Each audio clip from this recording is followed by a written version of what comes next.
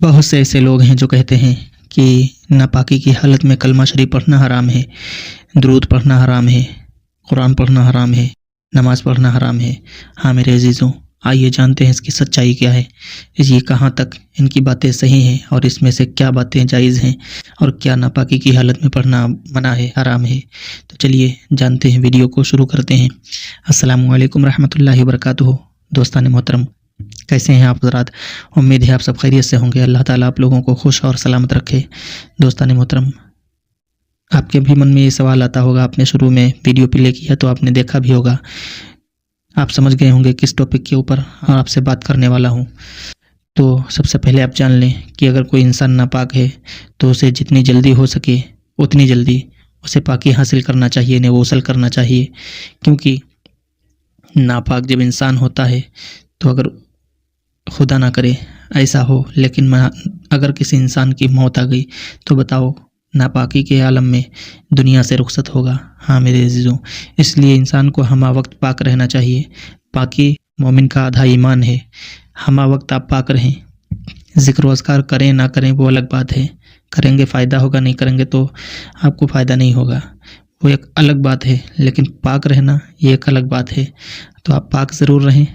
چلیے تو جان لیتے ہیں کہ کلمہ شریف درود پاک کیا ناپاکی کے عالم میں، ناپاکی کی حالت میں پڑھ سکتے ہیں یا نہیں۔ تو یاد رکھیں، اگر کوئی انسان ناپاک ہے تو درود پاک بھی پڑھ سکتا ہے، کلمہ شریف بھی پڑھ سکتا ہے، دیگر جو ذکر و اذکار ہیں وہ بھی انسان کر سکتا ہے۔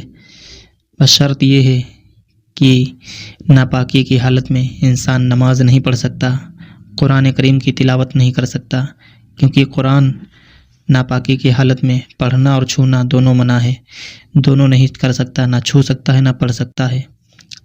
ہاں میرے عزیزوں، اسی طرح سے نماز بھی نہیں پڑھ سکتا ہے، اور بھی بہت سے ایسی باتیں ہیں جو انسان ناپاکی کی حالت میں جو نہیں کر سکتا ہے، اس لیے کہ اگر سب میں آپ کو بتانے لگوں تو پھر ویڈیو بہت لمبی ہوگی۔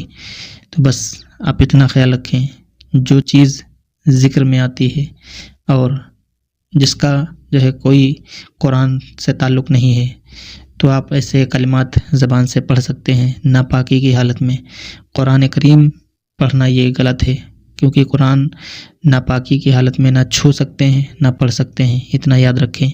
تو میرے عزیزوں، آپ سمجھ گئے ہوں گے کہ نماز، روزہ، نماز اور قرآن ہم جو ہے ناپاکی کی حالت میں نہیں پڑھ سکتے ہیں۔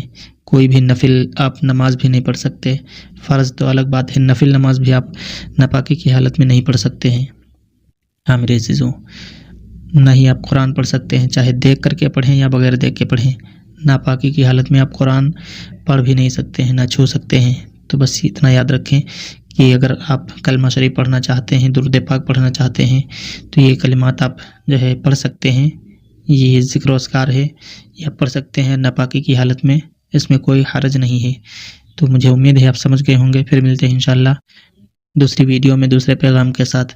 اگر آپ کو ویڈیو اچھی لگی ہو تو لائک کریں اور ساتھ ہی ساتھ آگے شیئر کر دیں۔ تو جزاک اللہ، اپنا خیال رکھیں، دعاؤں میں یاد رکھیں۔ السلام علیکم رحمۃ اللہ وبرکاتہ۔